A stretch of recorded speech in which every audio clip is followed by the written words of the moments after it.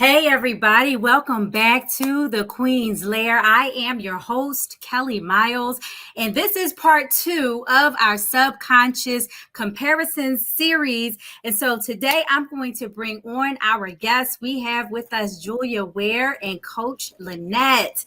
Hi, ladies. Hello. Hi. Hello. So when we had our first one, the conversation about subconscious comparisons, we talked a lot about what causes women to compare themselves, why it's negative, and those type of things. But this time, I want us to kind of talk a little bit more, dig a little bit deeper into the conversation about how women compare themselves, and then I still want to talk a little bit about the negative impact that has, and then to give some remedies for how women can get out of that mindset and that thinking of comparing themselves. So let's go ahead and jump into it. Let's talk a little bit about what are some of the ways that we compare ourselves to other women. There's a lot of different ways that we compare ourselves to other women. It could be with our body, with our physical body. It could be with our personality type. It could be with where we are in pursuing the things that God has for us to do in comparison to what the next person is doing. So I think it's really endless. It's endless how we can compare. Yeah. What do you think, Miss Coach Lynette? I agree. Like, we compare everything from what someone else has, maybe even their partners, their family. It's just, it could seem endless. Yeah. And I wonder, like, what is that? What causes us to do that? So let's talk a little bit about, the comparisons of our we talked last time about comparing ourselves to in our bodies and stuff like that. But then we go into personality type. Why do we look at other women and we see people who are, let's say, out there, they're on social media, they're in the limelight, and we know social media is like crazy in and of itself, right? Yes. Now tell me y'all don't see some of them people on social media, and when you see them on social media, they look like they're all dolled up and dressed. They look like they have everything together, and we see only what they show us, right? Right. Yep. Right. And it's crazy. So tell us about that. Tell us how what you see on social media and how that has such a major impact, especially on a lot of our young people. Yeah. I think it's like keeping up with the Joneses times 10.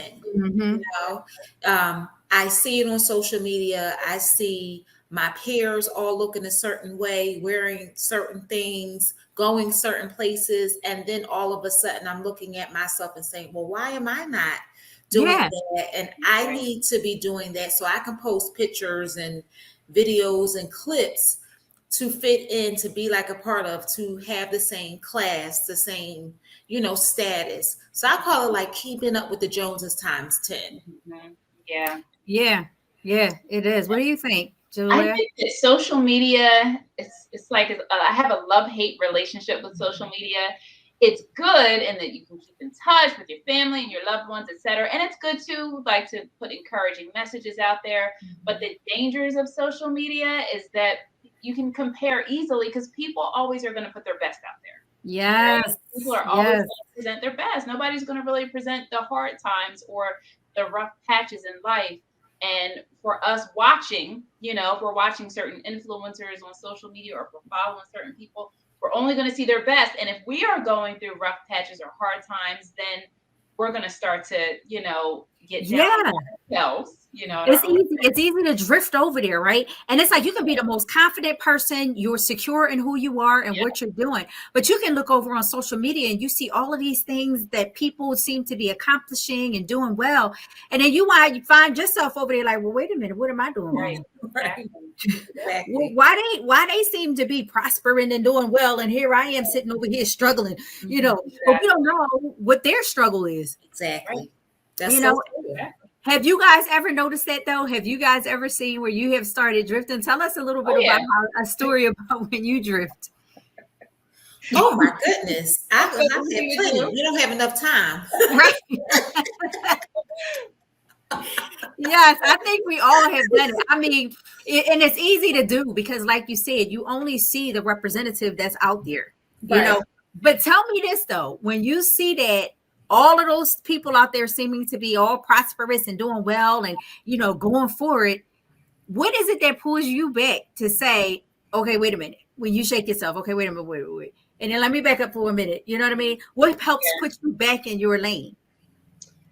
I think for me, because I'll be honest, I'm one where I have to be very mindful. I have to be careful myself how much I'm allowing that to happen. But I think it depends on where I'm at personally. If I'm at a place where I feel like things aren't moving as fast as what I would want them to, then that's when I can, easily compare and be like, wow, they're so much further along or whatever. But if I'm feeling like I'm in a good place and in a good season, then it doesn't quite happen as often. So I just have to constantly keep myself in check. Yeah. It's more of a struggle than you think. Go ahead. I'm sorry. I agree. And it's a constant challenge.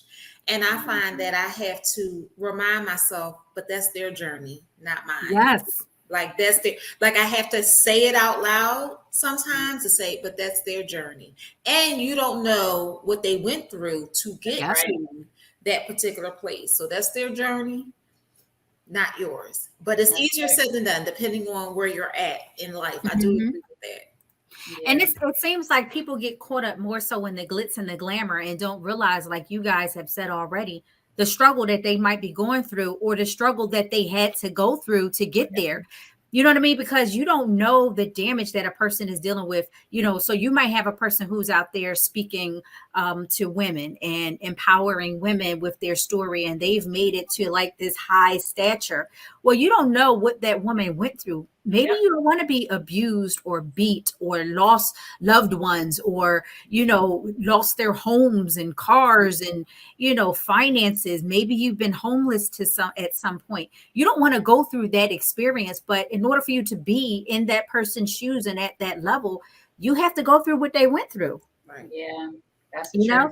And we can't. Persecution. Say it again. No, I'm sorry. I was just saying it's a level of persecution that a person has to endure that people don't see. Yeah, and people don't see that, and they focus so much on what they see on the outside. And then let's talk a little bit about those people who, we talk about a lot of the famous people and how those famous people, they seem like they have it all together too. But then you hear so many people dying from drug overdoses. You hear so many people who are, just going through so many devastating experiences because they have all of those things that appear to be together doesn't necessarily mean they actually have it together. You know what I mean? So so talk to me a little bit about how we can encourage women to get out of the mindset of comparing themselves to other women or to anyone for that matter, because we don't have to compare ourselves.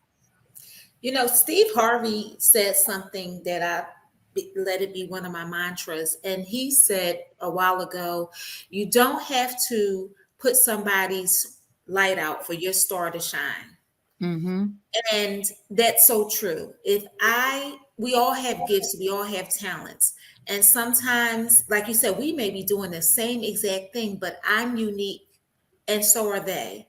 And if we can learn to celebrate the fact that we all have something to give and share to this world, then I can root for you. And I can even look and admire some of the things that you have accomplished and use that as a way to motivate me, right? Mm-hmm. But I don't have to be in competition with you. I can be in competition with me and being the best version of me that I can without tearing you down, because we see that a lot. I talk about you, so I feel better. I puff myself up. And we don't really have to do that, especially if you know that we all have something to offer. God gave each of us talents and gifts. We all have something that's unique to us. Nobody can do it like you, right? So even if they tried, it ain't gonna happen. I try to hold on to that. You don't have to put somebody else's light out for your star to shine. Yeah, and I think it's so interesting because, when you think about what you said about you don't have to put somebody else's light out. When you're talking about, you don't have to compare yourselves. And what did you say Steve Harvey said again? That you don't have to put somebody else's light out for your star to shine. And when you think about that, when you think about putting someone else's light out so that your star can shine.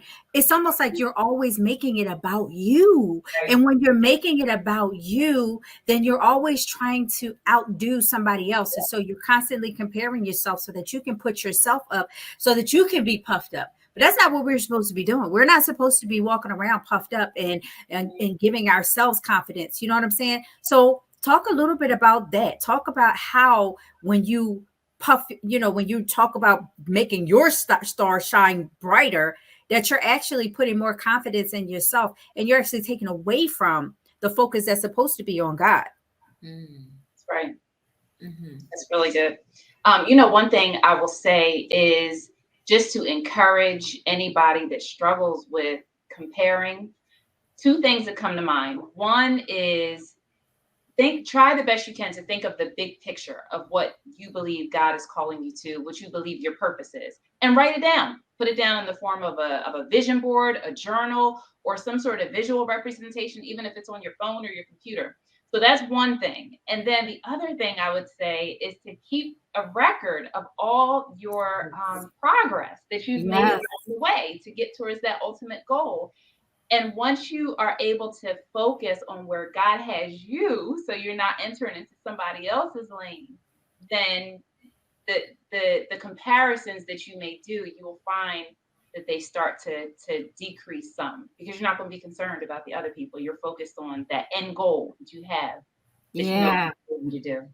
I agree with that wholeheartedly. And that's actually something I did for my transformation process. Starting out, I was 450 pounds, June 1st, 2019, I made a choice for change. And I was always comparing myself, always comparing my journey. I'm not losing like they're losing. They say I should do this. They say, and then it was like, well, what does God say? Yeah. And this is your journey, and this is your journey for a reason. And I began to just journal and write things down. And sometimes, even now, I'm like, am I doing enough? Am I doing, all that I need to do? I can go back and see where I came from. Yep. Like you said, writing it down. And that also serves as encouragement. It encourages me, like, you know what? You may not think you're making progress, but look at where you came from and continue to push forward.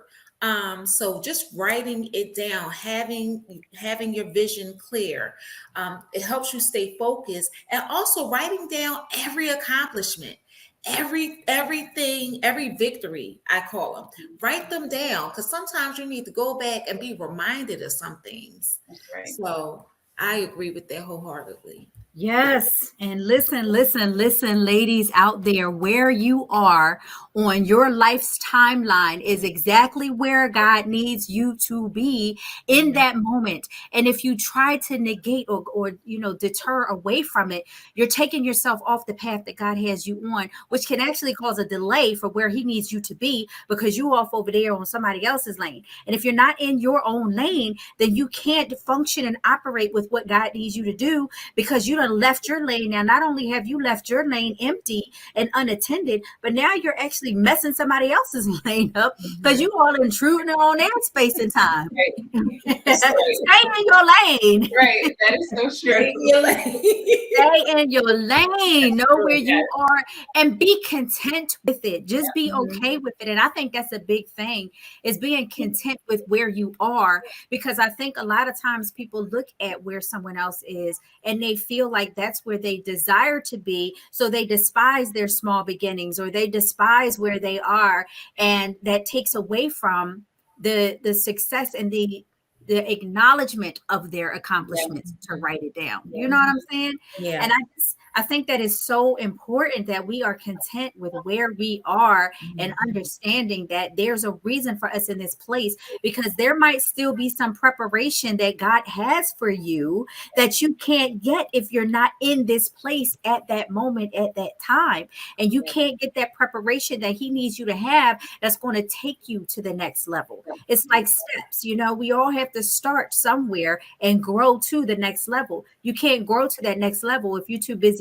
You're in the phase of crawling and you trying to run. Come on, sit down now. You can't run yet. That is so true. You got to grow. That's so true. So, Go ahead. Go ahead. No, I was just going to say, Kelly, that when you mention the word being content, when you talk about being content, that's one thing that actually comes to mind is that I think a lot of times women are just genuinely not happy. They're just not Yeah. happy with themselves. I mean, a lot of it, that's what it comes down to. Maybe a person is just not happy with their own personality type. They're not happy with their body or whatever it is. They're not happy with the car that they drive. And so, until we as women can really grow to be content with ourselves, like you said, and be happy and know really who we are in God. That's really what Yeah. it comes down to, is knowing your identity and your Mm. worth and your value in God. Once you've got that as your foundation, then the comparisons, that you may make to other people, they once again will just naturally start to decrease because you'll be so comfortable and confident in who you are in God that you won't have to worry about anybody else. Mhm. Yeah, absolutely. And I think that is key to go into our next part, a topic, and that is acceptance, talking about acceptance. But before we get ready to talk about acceptance, we're going to take a quick break and we will be right back. And we're going to jump into talking about acceptance and why we as women have so much trouble accepting who we are because we're thinking somebody else is better or somebody else has better. So we'll be right back right after this.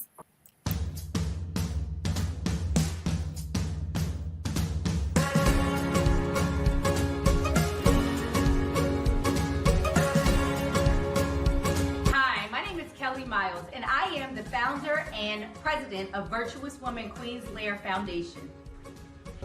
VWQL.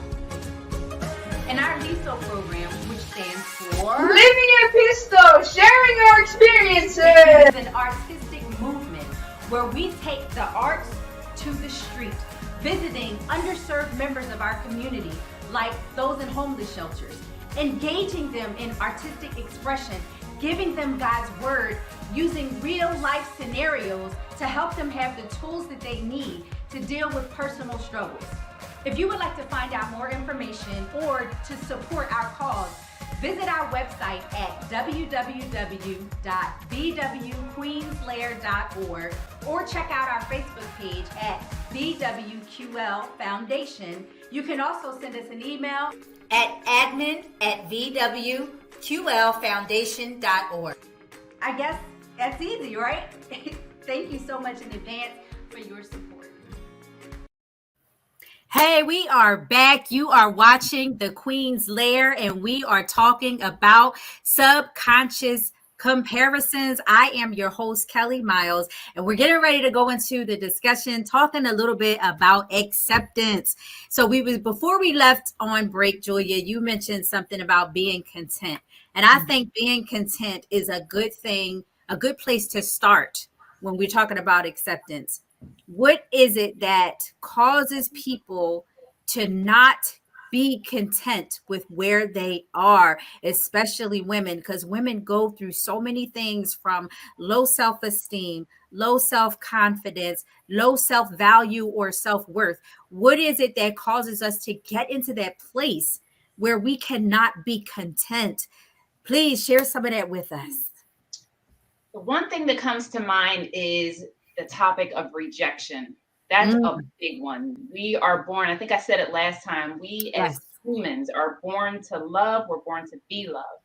And when we don't get that love, if we're rejected in any way from other people, then we can come to actually reject our own selves. And there's the fear of rejection that we may have. That rejection is just a wicked little thing, because when it creeps into a person's mind, then there's a struggle to really accept your own self. Yeah. And then we start looking to others to compare. So I think the first thing that comes to mind to answer your question is the topic of rejection. That's a big one. And it starts a lot of times in childhood. Yeah, absolutely. What do you think, Coach Lynette? Yeah, rejection is a big one. And also how we feel about ourselves, our self-esteem, how we perceive ourselves. And again, a lot of it could be linked to rejection. A lot of it may be linked to trauma, what we have been told, growing up. Each of us may have had different experiences that we were told that you're not this, or you're too much of that, or you're not enough of that. And so we rehearse that in our minds, and it becomes part of who we are. So we can't look in the mirror and accept what's in front of us, even though God said He made us beautifully and wonderfully made. We can't see that because we're still stuck on what the traumas have brought us through or have brought to us, and dictate who they think we are. So true. That is so true, Lynette. And it's funny because in everything that you're saying, when you're worried about rejection, you're worried about rejection because you feel like you're not going to be approved by someone that you are either looking up to or you admire. And so what it does is it causes you to do self-introspection, and you focus on the negative things. Yes. And when you focus on those negative things, it causes you to just become more conscious of those negative things as opposed to the good that you have going on. And when you really sit back and think about it, in most cases, we have a lot of good that we have going on for us and in us, but we miss that because we're so busy looking over here at all of the negative stuff. Right. Yes. So we got to get out of that mind. And so, what are some methods that can be used to retrain our thinking? What can we use to retrain that thinking? And like, I think you said it, Lynette, those, Coach Lynette, those things that get placed in your head, a lot of those thoughts that are put into your head that causes you, like you said, also, Julia, is questioning your identity of who you are. And that's one of the biggest things that the enemy does. He causes you to question your identity, where it makes you doubt who you are. And when you doubt who you are, you're focusing on all of the negative stuff, all of the stuff that I do wrong, all of the things that I don't have. And you completely miss, like I said a few minutes ago, all of the good stuff. So how do you retrain that thinking? And y'all got to excuse the dog. I know y'all hear that. It's okay. We all working from home. We all recording from home. So it's okay. We'll put that out there. All right. I will share that one of the things that I have had to do and continue to do is have an attitude of gratitude. And that helps with the acceptance, as well as if you come into my bedroom, you're going to see Bible verses, affirmations all over my wall, because I need to surround myself with those positive messages to change that internal dialogue. I proclaim it on my life, but I also have reminders around me. And for me, it's stickies. For someone else, it may be your vision board or, just something inspirational. But having a daily reminder, sometimes an hourly reminder. I keep certain stickies with me. One of the stickies I have in my car is Philippians 4:13. I can do all things through Christ that strengthens me. So for me, having visual things around me, along with, of course, increasing my prayer life, like, Lord, you got to help me with this, because this can't be it. This cannot be it. But having visual things around me to remind myself in those moments, and that gratitude journal, really just starting the day with, I'm grateful. Like, again, when you realize what you have, your gifts, your talents, what God has blessed you with, it does something. It shifts something in you, and you move from I'm not good enough to I'm just so grateful. I'm grateful for being here. So that's something that I still do to this day, and that's how I started my process. That's good. What about you, Julia? Yeah, so that's so good, Lynette. And as you were just talking, I'm reminded of the scripture: faith comes by hearing, and hearing by the word of God. Yes. So for me, when I was on my journey, my healing journey, and all of that, I had to immerse myself. I had to immerse myself in hearing what God would have me to hear. Yes. I had to drown out the noise, and I had to focus on hearing, whether it was the preached word, whether it was, I love gospel music. So, if it was gospel music or devotionals or you name it, that is what I was intentional about doing. And one thing I want to mention too is that it matters who you have in your ear. Yes. So having a good mentor, because I'm a mentor myself, and I know that it's as a mentee, it is highly, highly valuable. I can't even put it into words. The impact that a mentor can have in your life. A more mature, maybe a person that's further along than where you are right now, they can speak life into you and can help pull you up and help to grow you and mature you in some of the areas that you need to grow in. And we all need mentors at some point in our life, right? Because we always want to be growing in things. But having that righteous voice of influence in your ear is of vital importance. I really can't stress that enough, because a mentor or even a coach can help to draw things out of you that you never even knew were deep down on the inside. So, it matters who you have in your ear. And don't be afraid to reach out and ask for that help. Like, don't be afraid to reach out and say, hey, I'm feeling this way. Don't be afraid to talk to people, because in order for you to have the right people in your ear, you have to make sure that you're around the right kind of people, because who you surround yourself with is who's going to be feeding you. And what you don't feed eventually is going to die. So if you don't feed that good stuff and that positive and that spirit, and you don't eat the good stuff that's healthy for you, you're going to start to be malnutritioned in that fashion. So you have to make sure that you get around people who are going to pour positive things into you, and don't focus on what you don't have, right? Yes. Because then again, that goes back to focusing on all of the negative things. And we don't want to focus on the negative things. So we're actually getting close to time. So I just want for you ladies to take maybe a minute and just share just some positive things to pour into ladies, so that they know their value. They know who they are. They don't have to compare themselves, because they're great just how they are. So just pour some positivity, some positive affirmations, some positive word into these ladies that are going to be watching. You want to go first, Lynette? Oh, okay. You are worth it. You are beautifully and wonderfully made, and you have gifts and talents to share with the world that are unique just to you. You failing to share your gifts and talents that God gave you can make the difference between someone else's deliverance. So you are needed and you are worth it. I like it. Yeah. And I would just add on to that and remind you that you are a child of God.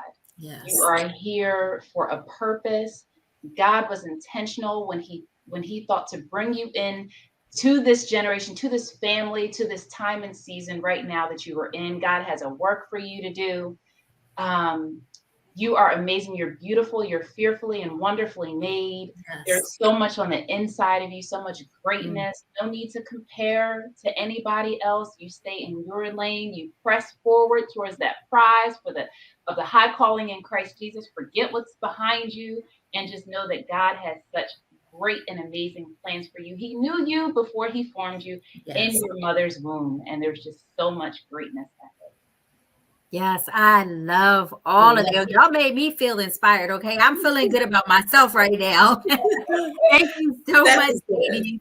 Thank you so much for joining the show. Thank you so much for the value that you have added. And I know that there's going to be a queen, a young queen, a seasoned queen, somebody that is going to be blessed by your experiences that you've shared, as well as those nuggets of knowledge and wisdom that you have shared. So thank you so much for joining the show. Thank you for having us. Absolutely.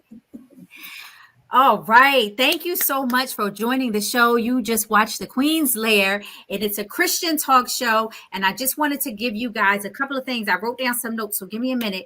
Just focus on what you have. Don't focus on what anybody else has, because what you have is good enough for where you are and where God needs you to be right now in this moment. Galatians 6:4-5 says, but each one must carefully scrutinize his own work, examining his actions, attitudes, attitudes and behaviors. And then he can have personal satisfaction and inner joy of doing something commendable without comparing himself to others. So basically, what that's telling you is compare yourself to yourself. See how you can outdo yourself for the next phase that you're working on, and the next step and the next step. Compare yourself to yourself, because you are good enough what you have. You are good enough with who you are, and don't let nobody else tell you no different. And if they are, get them out of your ear and find somebody else to connect to.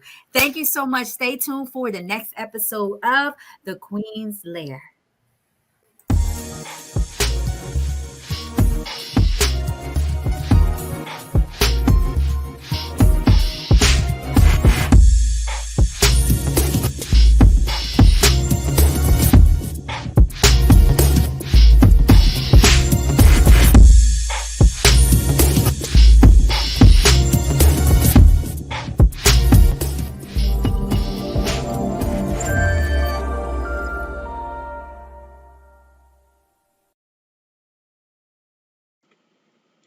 Thanks for watching The Queen's Lair. Stay tuned for the next episode.